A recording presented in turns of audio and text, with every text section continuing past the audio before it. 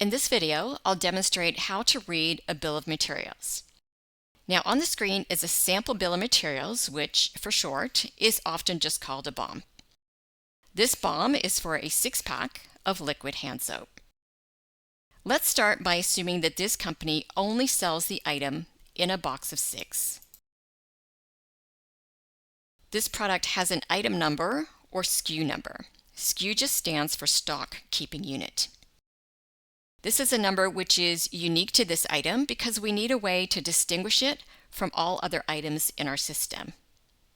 Next, we have a product description. This is a text description to make this item easily understood by everyone. This particular item is a 500 milliliter size of a lavender liquid hand soap. The item number and description are not part of the BOM. They are actually in your item master list, but they are used to be able to find the bill of materials for this particular item in your system. So let's read the bill of materials for item LS-1001. First, we see that the unit of measure for this bill of materials is a 6-pack. Try not to confuse the unit of measure for the BOM with the unit of measure for the underlying components that I'll show you in just a moment.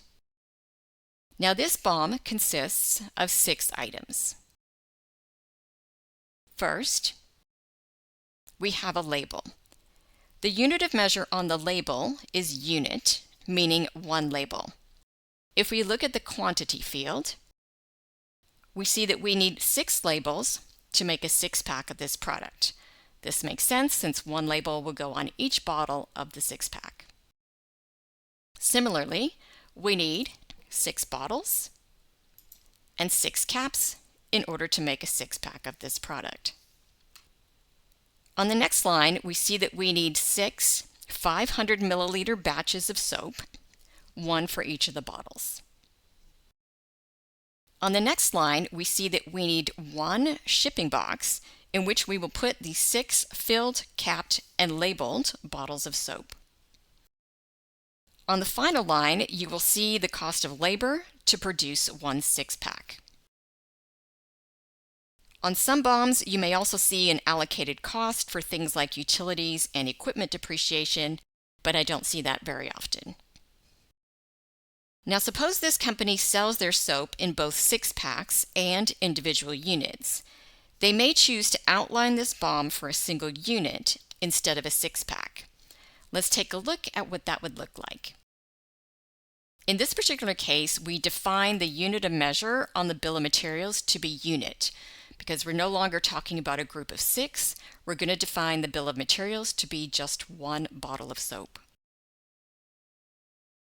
Then, when we look at the list of the components to make one unit of soap, we can see that the quantity for all of the components except the box is equal to 1. And the box is defined to be 1/6 of a box. Now, in reality, if this company ships single boxes out in a different box than they use for when they ship 6-packs, they would have 2 bills of materials, so they can define this unit to use a single box, probably a smaller box, and they can define the 6-pack to use a larger box where they can fit 6 units inside the box. I hope that explanation has helped you understand how to read a bill of materials. That's it for today's video. If you found this information helpful, make sure to hit the like button and subscribe to my channel for more tips on optimizing your business operations. And don't forget to check out our website, numericalinsights.com. Thanks for watching, and I'll see you next time.